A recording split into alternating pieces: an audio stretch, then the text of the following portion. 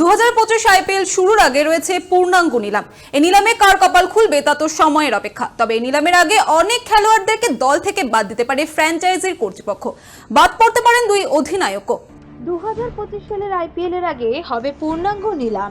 নির্দিষ্ট সংখ্যক ক্রিকেটারদের ধরে রাখতে পারবে ফ্র্যাঞ্চাইজিগুলি, বাকিদের ছেড়ে দিতে হবে নিলামের জন্য। এর মধ্যে দুটি ফ্র্যাঞ্চাইজি তাদের অধিনায়ককেই রাখতে চায় না, কারণ গত মরশুমে তাদের মধ্যে কেউ দলকে সাফল্যের শিখরে নিয়ে যেতে ব্যর্থ হয়েছে। তাই হয়তো দলকে সাফল্যের রাস্তায় আনতে নেতৃত্বে বদল চাইছেন ফ্র্যাঞ্চাইজি কর্তৃপক্ষেরা। তবে যে দুই অধিনায়কের নাম বর্তমানে আলোচনায় রয়েছে তারা হলেন লোকেশ রাহুল, শিখর ধাওয়ান। লখনৌ সুপার জায়ান্টসের অধিনায়ক লোকেশ রাহুল এবং লখনৌ সুপার জায়ান্টসের কর্ণধার সঞ্জীব গোয়েঙ্কার মধ্যে এক দূরত্ব লক্ষ্য করা যায়, যা প্রকাশ্যে চলে এসেছিল।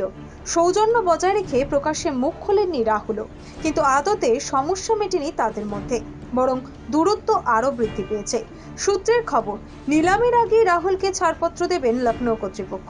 শিখর ধাওয়ান গত আইপিএলে প্রথম দিকের কয়েকটি ম্যাচ ছাড়া চোটের জন্য খেলতে পারেননি। অধিনায়ক হিসেবেও সাফল্য দিতে পারেননি পাঞ্জাব কিংসকে। নিলামের আগে ছেড়ে দেওয়া হতে পারে বাঁহাতি ওপেনিং ব্যাটারকে। শুভাশিস ঘোষের রিপোর্ট, 24 আওয়ার্স টিভি।